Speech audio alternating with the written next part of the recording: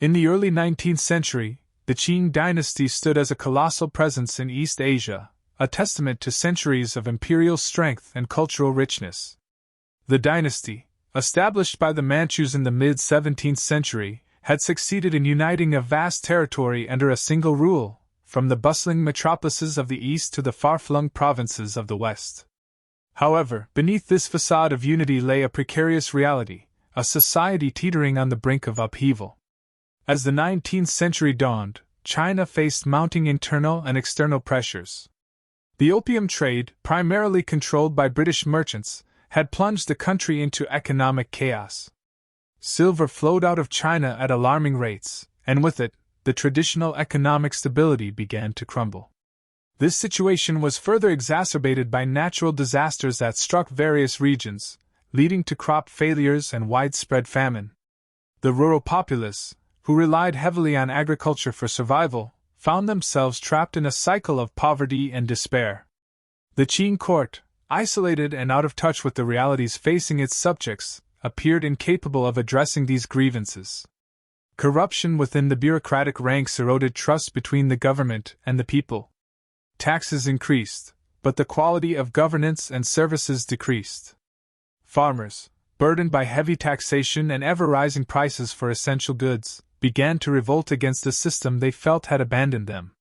They witnessed the vast wealth of the elite and the foreign traders, which only served to deepen their sense of injustice. Amid this backdrop of frustration and despair, a charismatic figure began to emerge. Xiuquan, a failed civil service examination candidate, experienced a profound spiritual awakening that transformed his life and ultimately set the stage for a rebellion that would engulf the Qing Empire. After reading Christian pamphlets and experiencing a series of visions, Hong believed he was the younger brother of Jesus Christ, chosen to save China from the grip of evil and corruption. His religious fervor combined with the socio-economic discontent brewing among the masses created a potent mixture that would ignite a rebellion. Xiuquan founded the God Worshippers Society, an organization rooted in Christian doctrine but also infused with traditional Chinese beliefs. This society quickly gained traction, attracting a following of disillusioned peasants, discontented officials, and even some intellectuals who saw in Hong's vision a way out of their suffering.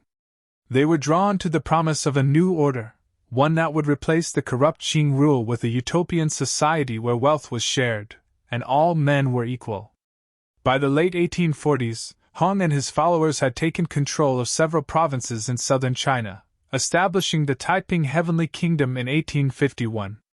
This new kingdom was marked by radical social reforms, the abolition of private property, the establishment of communal landholdings, and gender equality were among the core tenets of their ideology.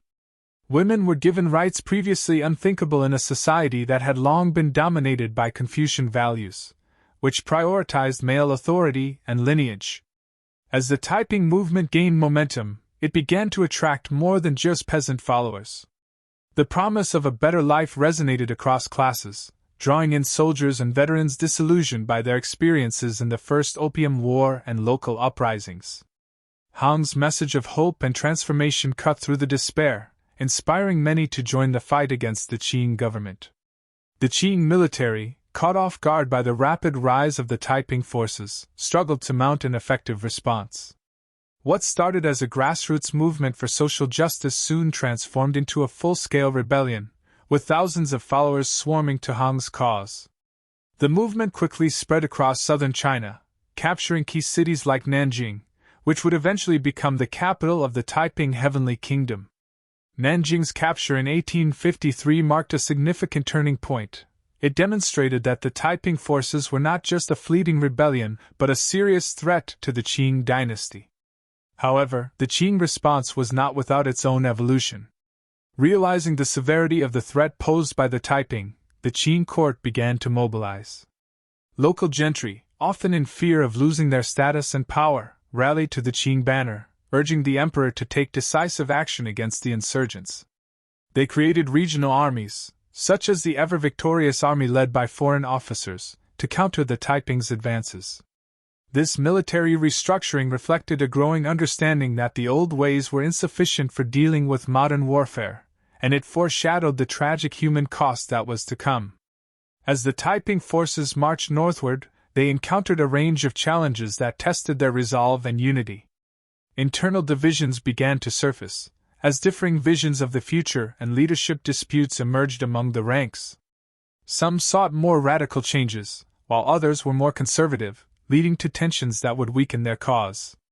These rifts became increasingly visible in the face of external pressures, where the Qing forces, bolstered by foreign military aid and local gentry support, began to recover territory and rally public support against what was increasingly seen as a foreign-influenced uprising. Thus, the stage was set for one of the most devastating conflicts in Chinese history, a conflict that would not only reshape the Qing Dynasty but would also alter the course of Chinese history forever. The Taiping Rebellion would erupt into a war that lasted for over a decade, leading to untold suffering and loss of life, and it would leave an indelible mark on the psyche of the Chinese people. The initial hope for a better future that had sparked the Taiping movement would become overshadowed by the brutal reality of war, as aspirations for change devolved into chaos and tragedy. The establishment of the Taiping Heavenly Kingdom marked a watershed moment in Chinese history, reflecting both the desperation of the masses and the fervent aspirations for change. As the movement spread like wildfire across southern China, the momentum shifted dramatically in favor of the Taiping forces. The people's support, fueled by years of oppression and suffering, coalesced around a common cause, a longing for social justice, economic equity, and a society unshackled from the constraints of the old order. As Xiuquan and his followers marched towards Nanjing, their vision began to take shape. They sought not merely to overthrow the Qing government but to establish a new social and religious order based on Christian principles, intermingled with their interpretation of Confucian values. The Taiping ideology emphasized a communal lifestyle that rejected the individualism that had come to characterize Qing society. This vision resonated deeply with peasants who had endured poverty, oppression, and exploitation at the hands of wealthy landlords. Upon capturing Nanjing in 1853, Han declared it the capital of the Taiping Heavenly Kingdom, naming it Tianjing, or the Heavenly Capital. The newly established government implemented radical reforms, instituting a form of egalitarianism that was revolutionary for its time.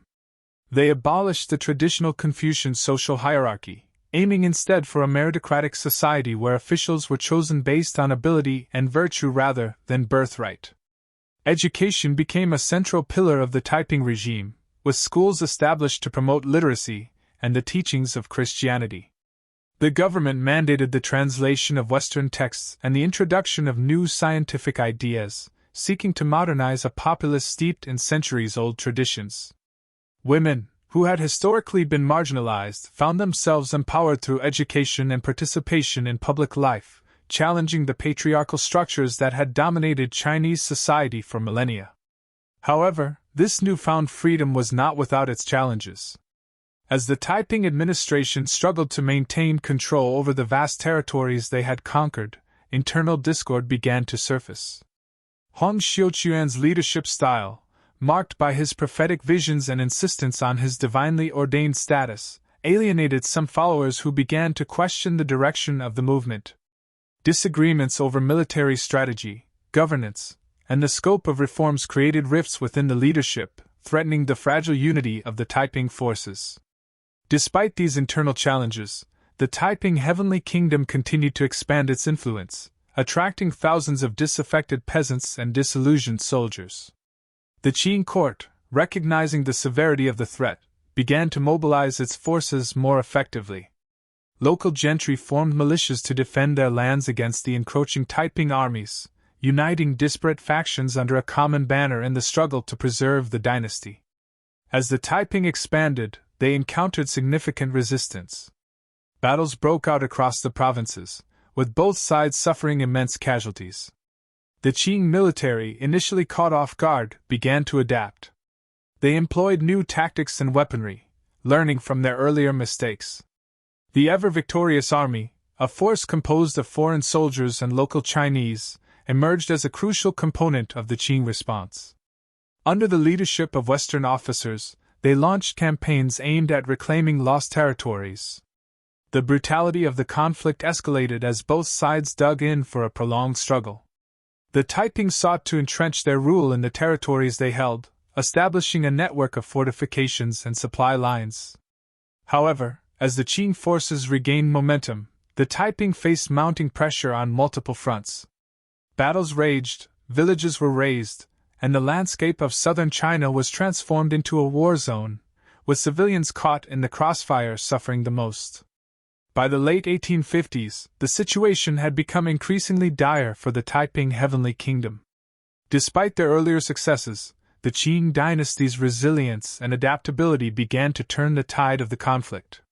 The promise of a new social order started to erode under the weight of warfare, and the visions that had once inspired hope gave way to the harsh realities of survival and struggle. As the rebellion escalated, the Taiping leaders faced an existential crisis that would determine the future of their movement and the fate of millions caught in the turmoil. As the Taiping Rebellion progressed, it became not just a battle for territorial control but a clash of ideologies, each vying for the hearts and minds of the Chinese people. On one side stood the Taiping forces, promoting a radical transformation of society based on their interpretation of Christianity and a vision of equality. On the other, the Qing dynasty fought to uphold centuries of tradition, Confucian values, and imperial authority. At the core of the Taiping ideology was the belief in a divine mission to cleanse China of its moral decay and restore its rightful place in the world. Xiuquan positioned himself as a prophet and savior, claiming a divine mandate to lead the Chinese people away from the oppressive Qing rule. This belief infused the movement with a sense of purpose that attracted followers from all walks of life, as disillusioned individuals sought a cause greater than themselves. The Qing dynasty, in contrast, was steeped in the traditions of Confucianism, which emphasized social harmony, respect for hierarchy, and loyalty to the emperor. The Confucian ideals that had long underpinned the dynasty's legitimacy now faced unprecedented challenges. As the Taiping forces gained ground, the Qing struggled to reconcile their traditional values with the reality of a society in revolt. To combat the Taiping, the Qing leaders invoked Confucian principles, rallying local gentry and intellectuals to their cause. They painted the Taiping as foreign agents seeking to dismantle the Chinese way of life, appealing to nationalist sentiments among the populace. By framing the conflict as one of preserving Chinese culture against Western influence, the Qing sought to unify their subjects against a common enemy. The cultural battle played out on multiple fronts. The Taiping sought to replace the old Confucian order with a new moral framework, advocating for communal living, the rejection of foot binding, and the elevation of women's rights. They also promoted the idea of heavenly kingdom citizenship, which granted equal rights to all men and women, challenging the patriarchal norms deeply embedded in Chinese society. However, this radical shift provoked a fierce backlash from those who viewed the Taiping's ideas as a direct threat to the existing social order. Many local elites and traditionalists rallied to the Qing banner, perceiving the rebellion not only as a challenge to imperial authority but as an assault on their own power and privilege. As the Qing military began to regroup, these local forces proved invaluable in countering the Taiping advance. The battlefield became a microcosm of the broader ideological conflict, with skirmishes erupting not only over territory but over the very future of Chinese society. Towns and villages became theaters for these ideological battles, with Taiping propagandists preaching their message while Qing officials defended the virtues of tradition and loyalty. The narratives created in these encounters would shape public perception and loyalty on both sides. As the war dragged on, the brutality of the conflict took its toll on the civilian population. The Taiping, in their quest for radical change, were often ruthless in their tactics, demanding absolute loyalty and punishing dissent harshly. The Qing forces, fighting to retain their grip on power, also resorted to extreme measures, leading to atrocities committed against perceived collaborators. In many instances, innocent civilians became victims of the war, caught in the crossfire of a struggle that was increasingly about survival rather than ideology. The ideological clash that fueled the Taiping Rebellion was not merely theoretical, it had real-world consequences that rippled through Chinese society. As the conflict deepened, it became clear that the struggle was reshaping the very fabric of the nation. The old certainties began to dissolve, leaving a power vacuum that both sides sought to fill. It was a chaotic period where loyalties shifted rapidly, and the outcome of the rebellion would determine the fate of millions. By the late 1850s, as the Qing regained some semblance of control, the ideological fervor that had initially driven the Taiping began to fray. Internal divisions, exacerbated by the prolonged warfare, led to infighting among the Taiping leaders. The once unified vision of a new society began to splinter, as different factions emerged with competing ideas for the future. The dream of a Taiping utopia, once so vibrant and compelling, now seemed increasingly elusive amidst the grim realities of war. In this context, the Taiping Rebellion not only served as a catalyst for change, but also highlighted the profound vulnerabilities within Chinese society. The ideological clash between the old and the new revealed the limitations of both the Qing Dynasty and the Taiping leadership. It underscored the complexities of governance and the challenges of implementing radical reforms in a society steeped in tradition. The rebellion thus became a crucible in which the future of China would be forged, shaping the trajectory of the nation for generations to come. As the Taiping Heavenly Kingdom solidified its hold on Nanjing, the city became the focal point of the rebellion, a symbol of hope for some and a target for others.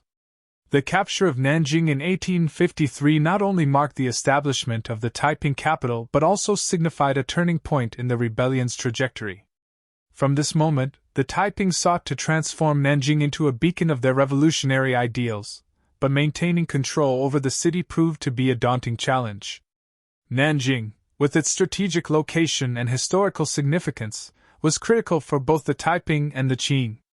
The city was a thriving hub of commerce, culture, and politics. Its fall to the Taiping meant that the Qing had lost one of their most important urban centers. To the Taiping, Nanjing was more than just a capital. It was the embodiment of their vision, a place where the old order could be dismantled and a new society could be built upon the principles of equality and communal living. Under Hong Xiuquan's leadership, the Taiping administration implemented sweeping reforms in Nanjing. They abolished the traditional Confucian examination system, replacing it with a system that emphasized moral integrity and loyalty to the Taiping cause. Education became a priority, with schools established to spread their ideology and foster a sense of community among the populace. Women, once marginalized, found themselves active participants in this new society, with opportunities for education and involvement in governance. However, the grand vision of a heavenly kingdom faced immediate and pressing threats. The Qing Dynasty, humiliated by the loss of Nanjing, was determined to reclaim the city. Mobilizing their forces, they began to organize a series of military campaigns aimed at besieging the Taiping stronghold. The local gentry, motivated by a desire to protect their interests and restore imperial authority, rallied their resources to support the Qing in the fight against the Taiping. The siege of Nanjing became a protracted and bloody affair, marked by fierce battles and desperate attempts to break through the defenses established by the Taiping.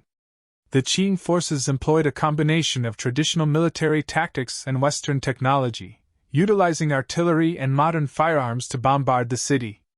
The Taiping, initially taken by surprise, quickly fortified their positions, preparing for a defense that would test the limits of their resolve and resources. Within Nanjing, life became increasingly precarious. The city's population swelled with refugees seeking safety from the chaos of war, leading to overcrowding and scarcity of resources. Food became a precious commodity, and the Taiping leadership struggled to ensure that their followers were adequately supplied. The idealistic vision of a communal society began to fray under the pressures of survival, as competition for resources heightened tensions among the populace. As the siege dragged on, the psychological toll on both the defenders and attackers mounted. The constant bombardment and the sound of battle became the new normal for those within the city's walls. The Taiping faced the challenge of maintaining morale amidst the harsh realities of warfare, as doubts began to creep in about the feasibility of their grand ambitions. The harshness of the siege forced many to question the sustainability of their utopian ideals in the face of such relentless adversity. On the outside, the Qing forces, driven by a mix of vengeance and a desire to reassert imperial authority, continued their assaults. The siege became a bitter struggle, with casualties mounting on both sides. The Qing military adapted their tactics, utilizing spies and infiltrators to gather intelligence on the Taiping defenses. As the months wore on, the siege became a symbol of the broader struggle for the soul of China, as both sides grappled with the question of what it meant to be Chinese in a rapidly changing world. Despite the dire circumstances, the Taiping leadership held firm, urging their followers to remain steadfast in their belief in the divine mission that had brought them to this moment. They called for sacrifices, emphasizing that the struggle for a new society was a sacred duty. This appeal to faith provided a rallying cry for many, even as the reality of the siege threatened to extinguish the flames of hope. The siege of Nanjing would eventually become a pivotal moment in the Taiping Rebellion, one that underscored the complexities of human aspiration and the harsh realities of conflict. The ambitions of the Taiping would face a reckoning, as the relentless pressure from the Qing forces began to fracture the once unified movement.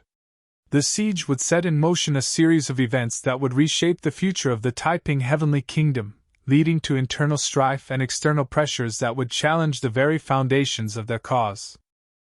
After a prolonged and harrowing siege, the inevitable collapse of Nanjing came to pass in 1864, marking a pivotal moment in the Taiping Rebellion and signaling the beginning of the end for the Taiping Heavenly Kingdom. The siege had dragged on for nearly a decade, during which time the city had become a symbol of both the hopes of the Taiping movement and the desperation of a society caught in the throes of war. The fall of Nanjing would resonate throughout China, reshaping not only the course of the rebellion, but also the very fabric of Chinese society. As the siege wore on, the conditions within Nanjing deteriorated significantly. Scarcity of food and supplies, compounded by relentless bombardment from Qing forces, created an environment of suffering and despair. The initial fervor and hope that had driven the Taiping forces began to wane, replaced by the grim reality of survival. Disease spread rapidly in the overcrowded conditions, and the civilian population faced starvation as the Qing forces tightened their grip around the city. Within the Taiping leadership, the cracks that had begun to form during the earlier years of the rebellion widened. Disputes over military strategy and governance intensified, leading to factions within the ranks. Xiuquan, once the unifying figure of the movement, became increasingly isolated, his visions and prophecies causing divisions among his followers. The power struggles among Taiping leaders, combined with the relentless pressure from the Qing forces, created a toxic mix that threatened to unravel the movement from within. As the Qing forces prepared for a final assault on Nanjing, they recognized the need for a decisive victory to reclaim their authority. Utilizing the lessons learned from the prolonged siege, the Qing military coordinated a massive offensive, employing overwhelming numbers and artillery to breach the Taiping defenses. The campaign was marked by strategic cunning, as the Qing commanders sought to exploit the weaknesses and divisions within the Taiping ranks. On the day of the final assault, the sky over Nanjing darkened with smoke and the echoes of cannon fire reverberated through the city. The inhabitants, caught between the fury of the Qing and the desperation of their leaders, faced an uncertain fate. The streets that had once been alive with revolutionary fervor now lay shrouded in the horrors of war. The chaos of battle erupted as the Qing forces surged into the city, and what followed was a scene of unimaginable violence. The fall of Nanjing was brutal and unforgiving. The Taiping defenders, demoralized and fragmented, fought fiercely but were ultimately overwhelmed by the sheer might of the Qing military. The once proud capital of the Taiping Heavenly Kingdom was transformed into a battlefield, with bodies strewn across the streets, the air thick with the acrid scent of gunpowder and smoke. The dreams of a new order lay shattered amid the ruins of a city that had symbolized hope. In the aftermath of the fall, the Qing forces unleashed a campaign of vengeance against the surviving Taiping members and the civilian population. Nanjing's fall marked the beginning of a brutal crackdown on any remnants of the Taiping movement. Those suspected of affiliation with the Taiping were executed without trial, and the city was subjected to a campaign of terror to eradicate any lingering support for the rebellion. The legacy of the Taiping was tarnished by the bloodshed that followed, and the ideology that had once inspired millions was met with fear and repression. The fall of Nanjing also marked a turning point in the larger narrative of the Taiping Rebellion. The Qing, emboldened by their victory, began to regain territories lost to the Taiping and push the rebellion into its final throes. The once dominant Taiping forces found themselves scattered, their ranks diminished as the Qing pursued them relentlessly. The dream of the Taiping Heavenly Kingdom faded into memory, as the remnants of the movement became a target for retribution. Yet, even in defeat, the Taiping Rebellion left an indelible mark on Chinese society. The conflict had exposed deep fractures within the Qing Dynasty, highlighting the need for reform and modernization. The brutalities of war and the promises unfulfilled by the Taiping ideals prompted conversations around governance, social justice, and the role of the state in addressing the needs of its people. As the dust settled over Nanjing and the last echoes of battle faded, the consequences of the Taiping Rebellion would resonate through the ages. The loss of life was staggering. Estimates suggest that upwards of 20 million people perished during the conflict, making it one of the deadliest wars in history. The scale of suffering served as a grim reminder of the high stakes involved in the struggle for change, and the lessons learned from this tumultuous period would shape the course of China's future. In the end, Nanjing's fall symbolized more than just a military defeat. It represented the collapse of a revolutionary dream and the disillusionment of a movement that had once promised transformation. The ambitions that had sparked the Taiping Rebellion were extinguished in the flames of war, leaving behind a legacy of both tragedy and lessons for future generations who would grapple with the question of how to forge a better society in the face of overwhelming adversity.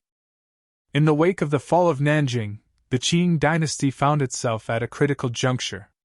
The loss of their capital to the Taiping forces had been a humiliating blow, one that reverberated through the corridors of power in Beijing. The Qing leadership realized that their ability to maintain control over China depended on effectively responding to the rebellion that had cost them so dearly. Recognizing the need for change, the Qing dynasty began to adopt reforms aimed at strengthening their military and administration. The traditional Qing army had struggled against the Taiping forces, and as the rebellion continued to rage across southern China, the government sought to modernize its military capabilities. The creation of the ever-victorious army, a foreign-trained and equipped force, marked a significant shift in Qing military strategy. This new army was composed of both Western mercenaries and local soldiers, combining Western military tactics with traditional Chinese warfare. Under the leadership of foreign commanders like Frederick Townsend Ward and Charles Gordon, the ever-victorious army launched a series of campaigns aimed at regaining lost territories and dismantling the remnants of the Taiping forces. The integration of modern weaponry, including rifles and artillery, gave the Qing a decisive advantage in the field. The resurgent Qing military displayed a level of effectiveness that had been sorely lacking in previous years, and their victories began to shift the momentum of the conflict. As the Qing forces pushed back against the Taiping, the government also implemented administrative reforms to regain the loyalty of the local gentry and intellectual classes. The Qing leadership recognized that winning the hearts and minds of the people was crucial for their long-term survival. They sought to cultivate relationships with local elites, promising to address grievances that had fueled discontent and rebellion. The Qing government also took steps to improve its image, portraying itself as a protector of traditional Chinese culture and values. By framing the Taiping as an existential threat to the Confucian social order, the Qing leadership rallied support from traditionalists who feared the radical changes proposed by the Taiping. This strategy resonated with many in the populace who were disillusioned by the violence and chaos that accompanied the rebellion. However, the resurgence of the Qing military was not without its challenges. The Taiping forces, although beleaguered, were still formidable. They continued to engage in guerrilla warfare, launching surprise attacks and leveraging their knowledge of the local terrain to evade Qing forces. The Taiping leadership, despite their internal divisions, managed to maintain a semblance of control over their remaining territories, organizing defenses and rallying their supporters. The fighting continued across southern China, with both sides suffering heavy casualties. Cities that had once been centers of Taiping activity became battlegrounds, as the Qing sought to reclaim every inch of territory lost to the rebellion. The civilian population bore the brunt of the violence, often caught between the opposing forces, their lives upended by the relentless cycle of conflict.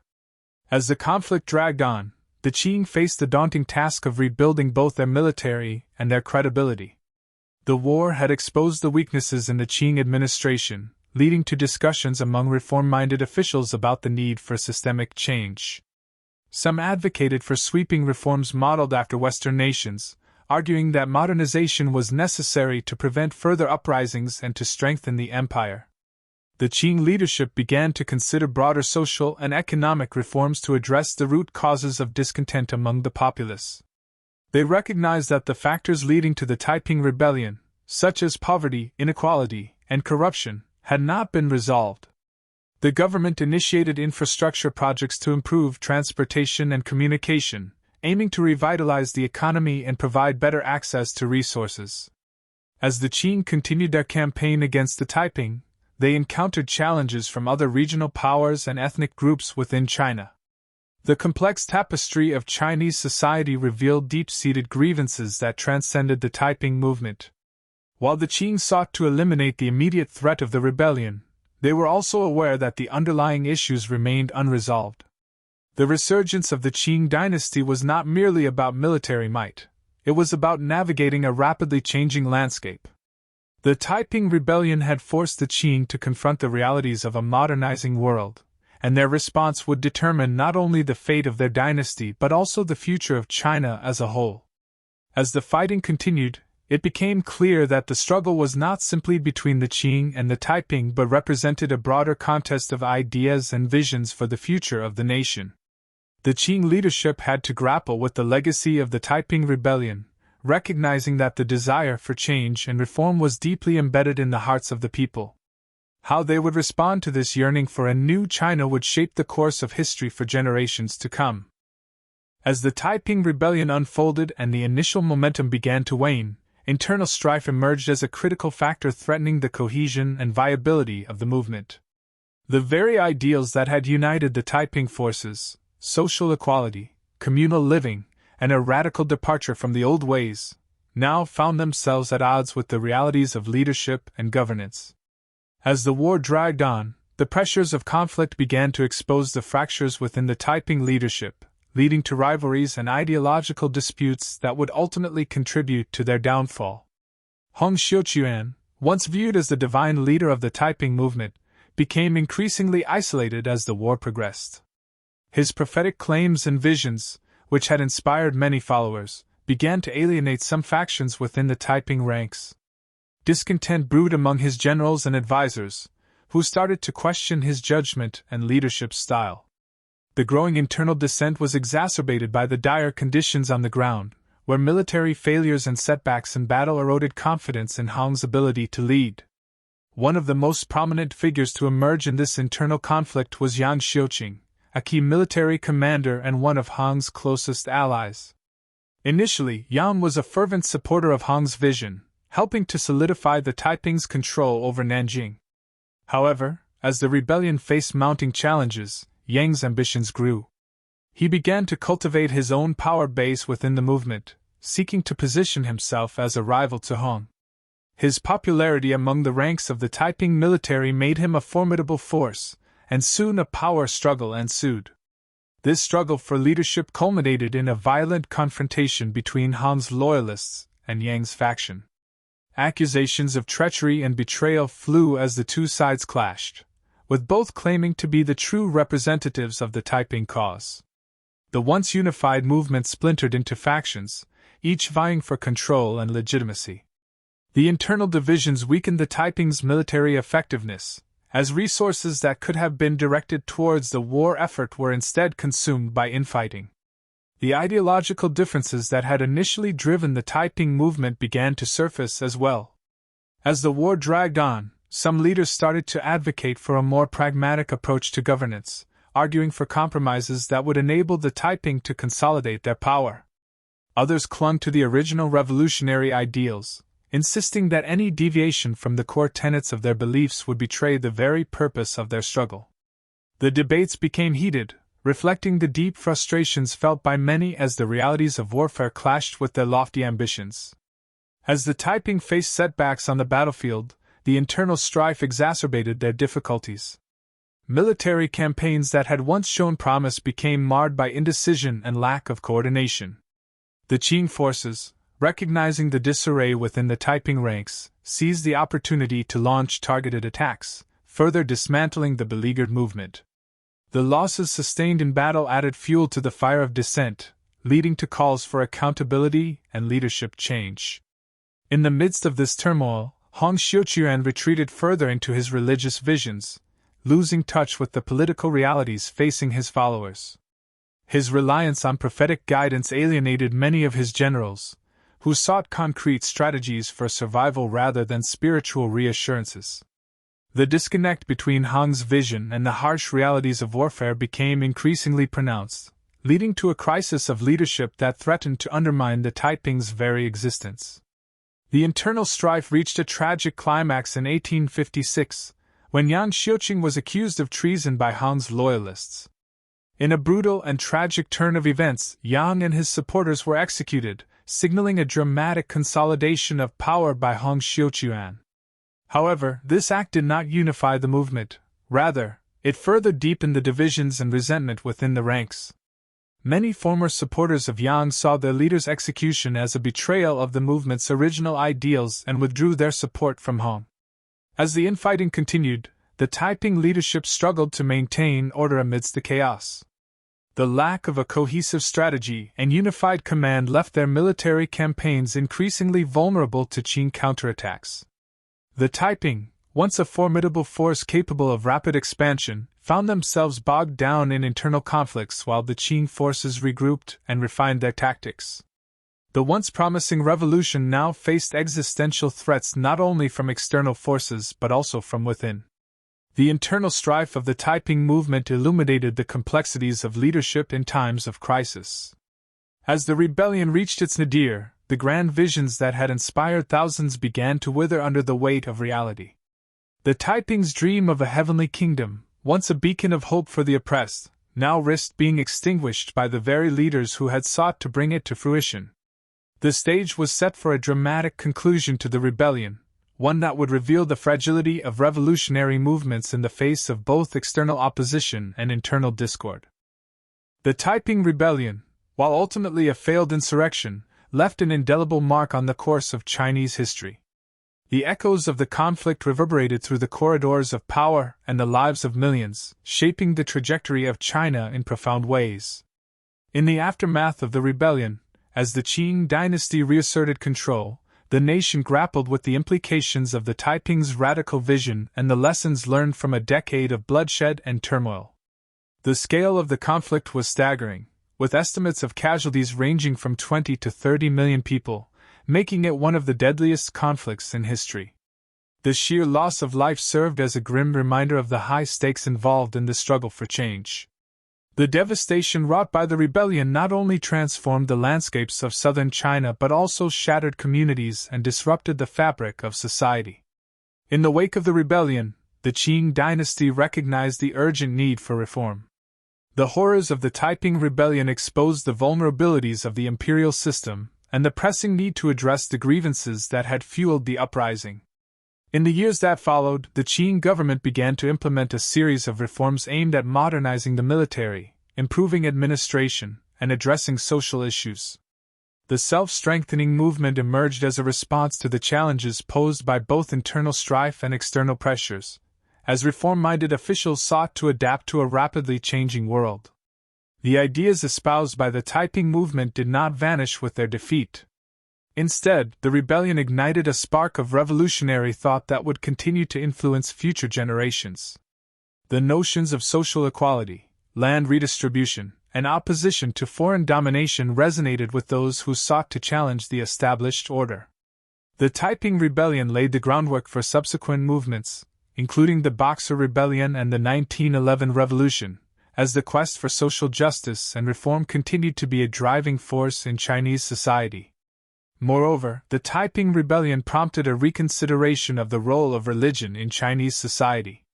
The blending of Christianity with Chinese cultural elements, as seen in the Taiping ideology, sparked debates around faith, governance, and identity. The conflict illuminated the complexities of religious movements in a rapidly modernizing world and forced both the Qing government and society at large to confront the changing landscape of belief and authority. As the Qing Dynasty moved into the late 19th century, the legacy of the Taiping Rebellion continued to loom large. The central issues of governance, reform, and social justice remained unresolved, creating a volatile environment ripe for further upheaval.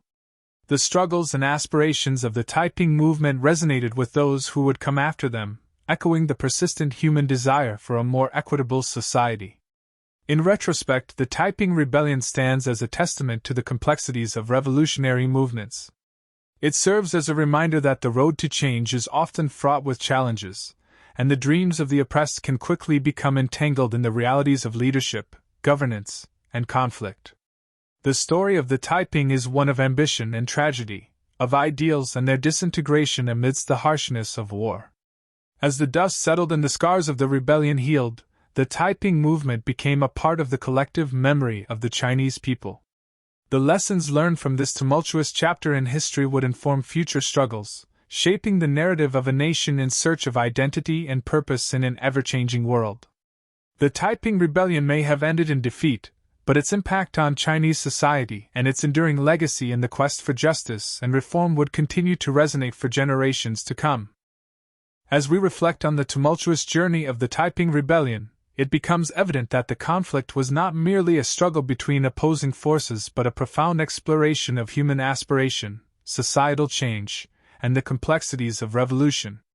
The Taiping movement emerged from a crucible of suffering, born out of the yearning for a better life and a more just society. Yet, as history has shown, the path of revolution is fraught with contradictions and challenges.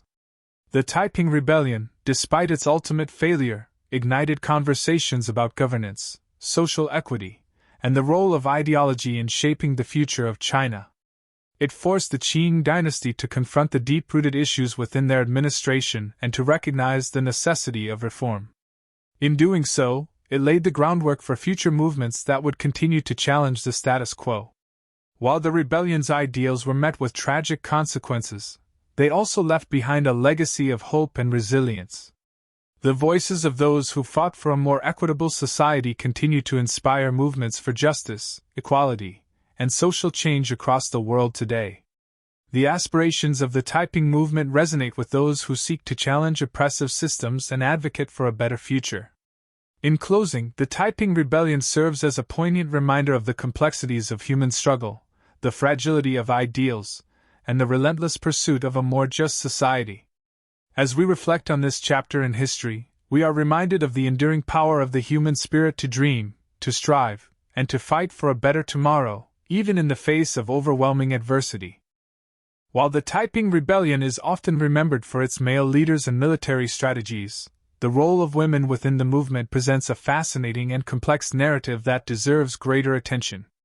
As the rebellion gained momentum, women found themselves at the forefront of the struggle, challenging traditional norms and contributing significantly to the Taiping cause. The Taiping ideology, which preached gender equality and the abolition of the Confucian patriarchal system, provided a unique platform for women to assert their agency and take on roles that were unprecedented in Chinese society. Women in Taiping territories were encouraged to engage in military activities, work as nurses, and assume roles that were typically reserved for men. The Taiping leadership, inspired by a blend of Christian teachings and revolutionary ideals, sought to dismantle the existing gender hierarchies that defined 19th-century China. Women participated not only as supporters but also as active combatants, fighting alongside their male counterparts. This radical shift marked a significant departure from traditional roles, allowing women to step outside the confines of domestic life. Among the notable figures was the legendary female warrior, Xiuquan, who became a symbol of female empowerment within the Taiping ranks. Her prowess in battle and leadership qualities inspired many and encouraged other women to join the fight.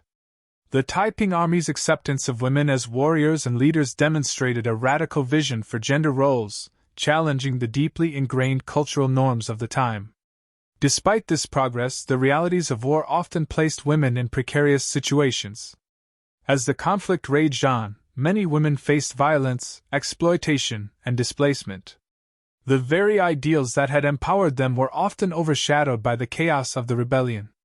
In many cases, women who had fought bravely found themselves vulnerable as the tide of war shifted and the Qing forces reclaimed territories. As the rebellion drew to a close, the fate of women in Taiping society was closely tied to the broader outcomes of the conflict. The promises of gender equality and liberation made during the rebellion were quickly overshadowed by the reassertion of traditional roles as the Qing regained control. Many women who had tasted freedom and empowerment found themselves relegated back to their former positions, as the post-rebellion era sought to restore stability and re-establish societal norms. The legacy of women in the Taiping Rebellion, however, did not simply disappear. Their contributions, both in the struggle and in challenging societal norms, planted the seeds for future movements advocating for women's rights in China. The echoes of their struggles would resonate throughout history, inspiring generations of women to continue fighting for equality and justice in the face of oppression. Ultimately, the Taiping Rebellion served as a double-edged sword for women. While it provided an opportunity for empowerment and agency, it also highlighted the fragility of these advancements in a society that was quick to revert to traditional norms. The experience of women during this tumultuous period remains a vital chapter in the story of the Taiping movement, one that reflects the complexities of revolution and the ongoing struggle for gender equality.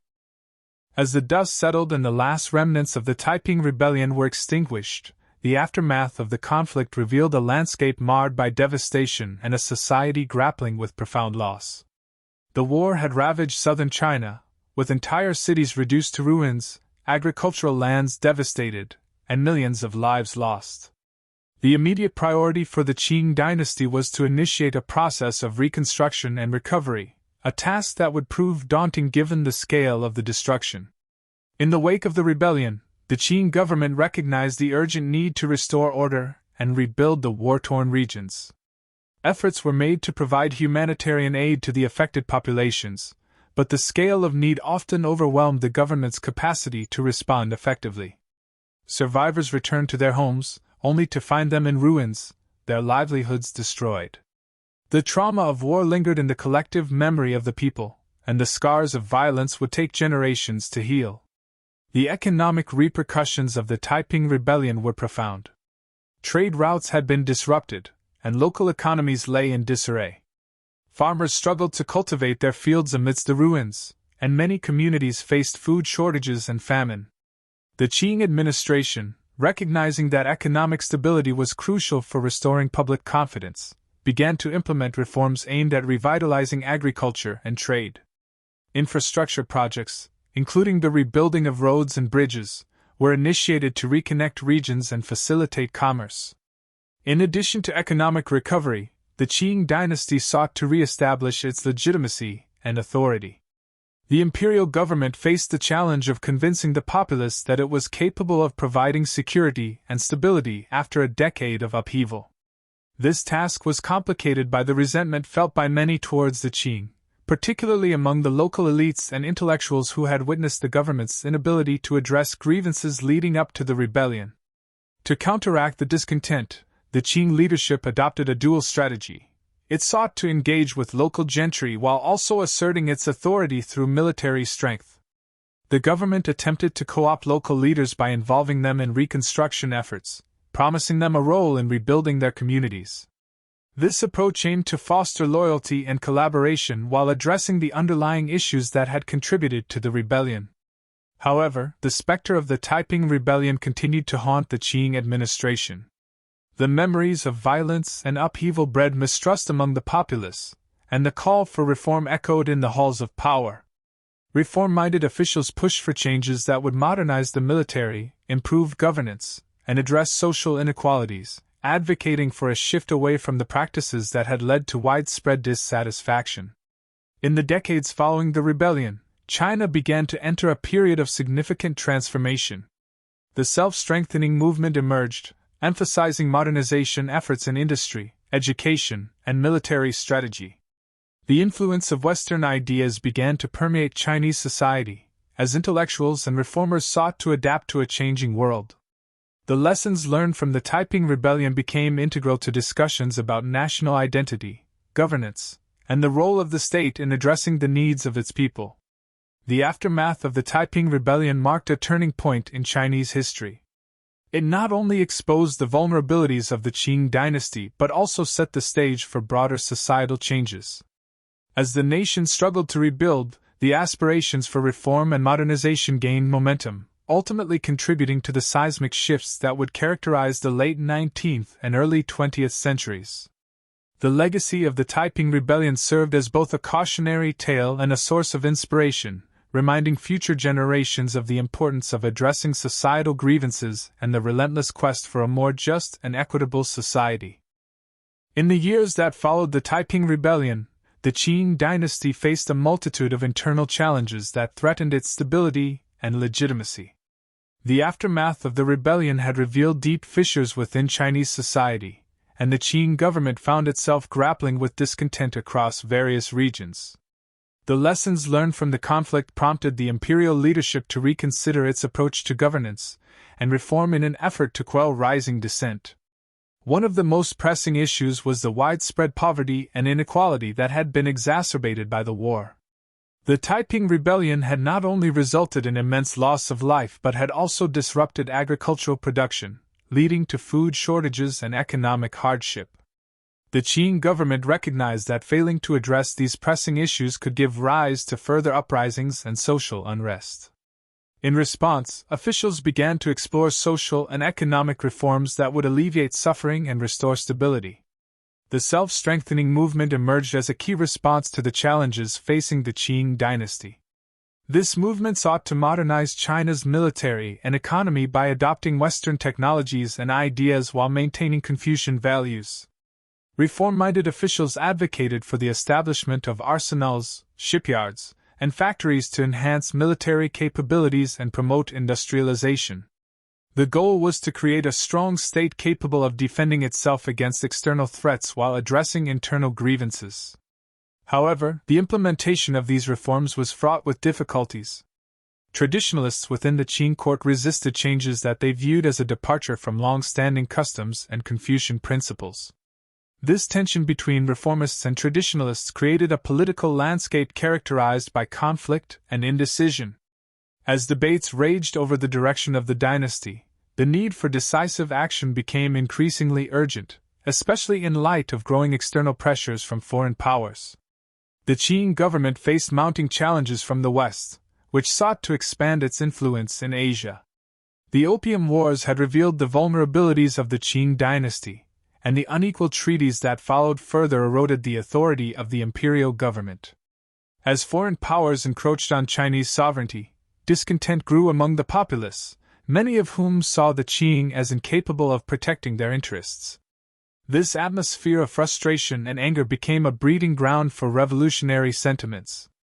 In response to these challenges, the Qing leadership attempted to project strength and stability. The establishment of regional military governors, known as viceroys, aimed to assert central authority while allowing local leaders to address regional issues. However, this decentralization of power also had unintended consequences, as regional leaders often prioritized their interests over those of the central government.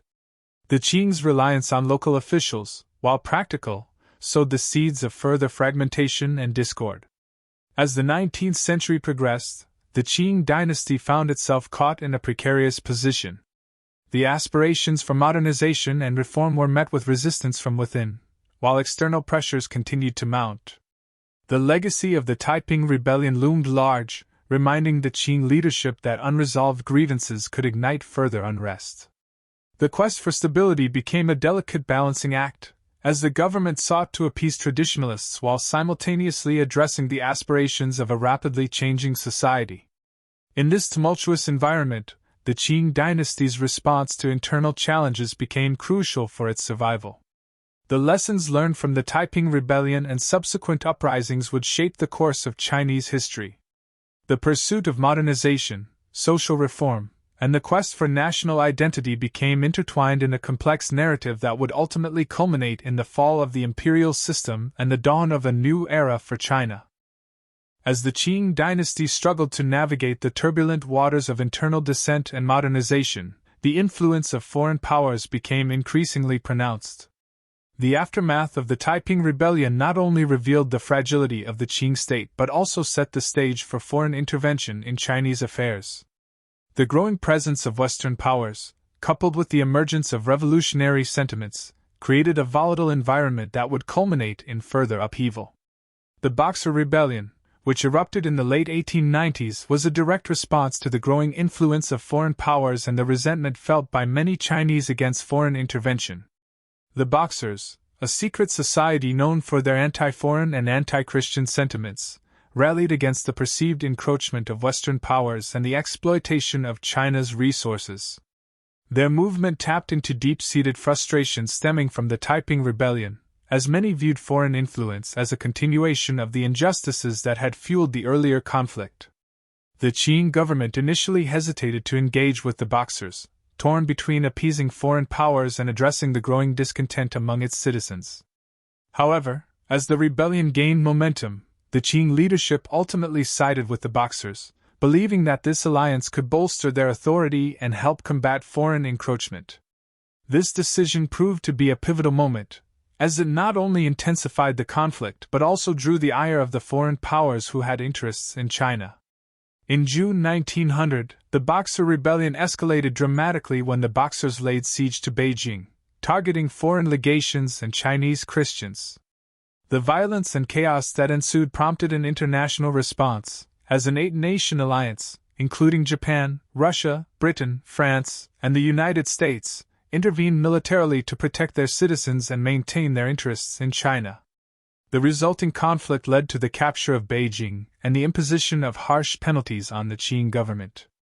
The aftermath of the Boxer Rebellion marked a significant turning point for the Qing dynasty. The humiliation of defeat at the hands of foreign powers underscored the dynasty's inability to safeguard Chinese sovereignty. The Boxer Protocol, signed in September 1901, imposed severe penalties on China, including massive indemnities and the execution of officials who had supported the Boxers. The repercussions of the rebellion left a lasting impact on the national psyche, fueling further resentment against both the Qing government and foreign intervention. In the wake of these events, the Qing leadership recognized the urgent need for reform. The lessons learned from the Taiping Rebellion and the Boxer Rebellion highlighted the necessity of addressing internal grievances, modernizing the military, and fostering national unity. Reform-minded officials pushed for changes that would strengthen the state and restore public confidence, advocating for the establishment of constitutional governance and the abolition of the imperial system. The influence of foreign powers and the legacy of internal strife coalesced into a complex narrative that set the stage for the eventual fall of the Qing dynasty. The socio-political landscape of China was transformed, as revolutionary sentiments gained traction among the populace. The echoes of the Taiping Rebellion continued to resonate, reminding future generations of the importance of addressing societal issues and the relentless pursuit of justice in the face of adversity. As the 20th century dawned, China found itself on the brink of profound change. The legacy of the Taiping Rebellion, along with the subsequent upheavals and challenges faced by the Qing dynasty, set the stage for the revolutionary fervor that would culminate in the 1911 revolution. This movement sought to overthrow the imperial system that had ruled China for centuries and usher in a new era of governance rooted in modernity, nationalism, and popular sovereignty. The Qing dynasty's struggles with internal reform and external pressures had created a climate of discontent among various social groups. Intellectuals, students, and members of the military grew increasingly frustrated with the slow pace of modernization and the inability of the Qing government to address pressing issues. The ideas of nationalism and republicanism began to permeate Chinese society, inspiring a generation of reformers who yearned for a radical transformation of the state. Key figures emerged from this revolutionary movement, including Sun Yat-sen, who became a prominent advocate for the overthrow of the Qing dynasty. Sun's vision for a modern China was rooted in the principles of democracy, equality, and the welfare of the people. He called for the establishment of a republic that would prioritize the needs of the citizenry and break free from the shackles of imperial rule. His advocacy for a new political order resonated with many who had witnessed the horrors of the Taiping Rebellion and the subsequent violence that characterized the late Qing period. The 1911 revolution, ignited by a series of uprisings across the country, began in earnest with the Wuchang Uprising in October. This rebellion sparked widespread enthusiasm for the revolutionary cause, as soldiers, students, and intellectuals rallied to challenge the Qing dynasty's authority. The momentum of the revolution grew, fueled by widespread discontent and a desire for change.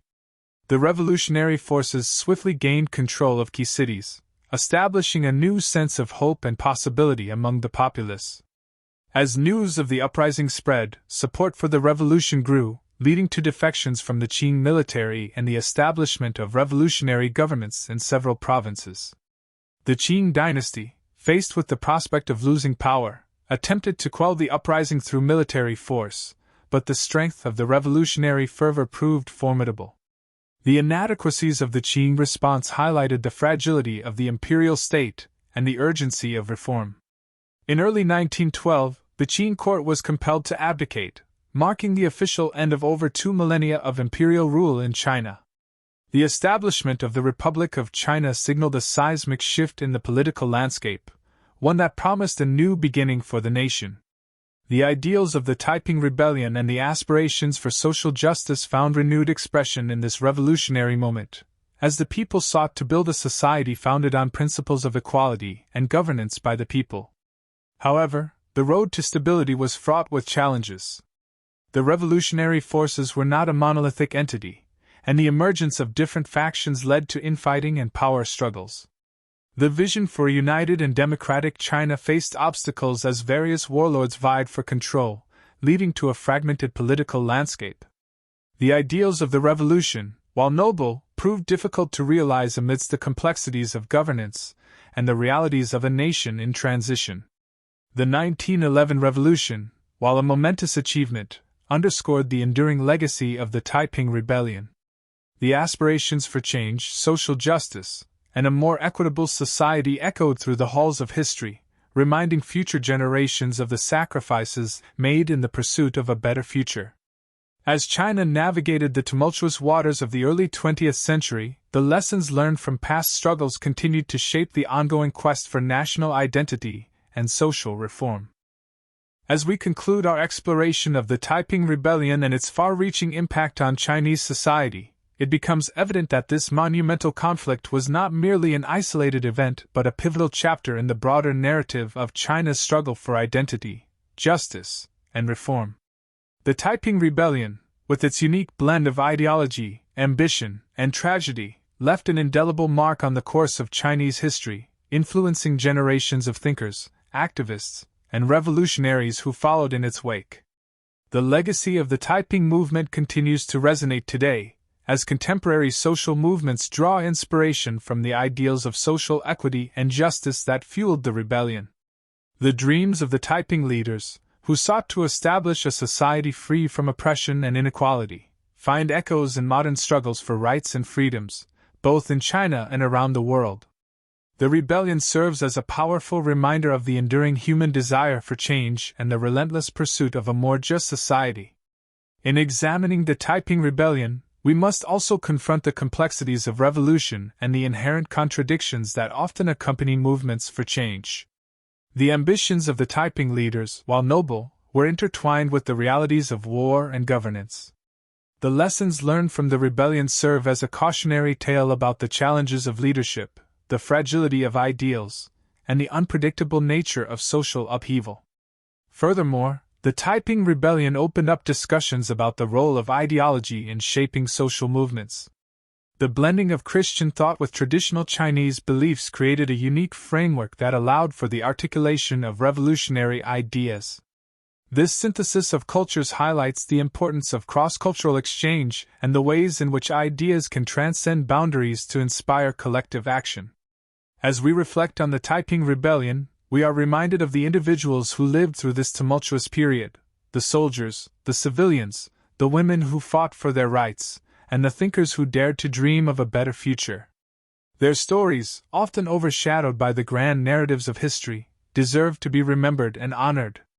The human experiences of suffering, resilience, and hope that characterized the rebellion are what truly shaped the legacy of this conflict. In conclusion, the Taiping Rebellion stands as a testament to the complexities of human aspiration and the enduring struggle for justice and equality. As we continue to navigate the challenges of our own time, let us draw upon the lessons of the past and honor the memory of those who fought for a vision of a better world. Their legacy is not only a chapter in history, but a guiding light for future generations striving for change in the face of adversity.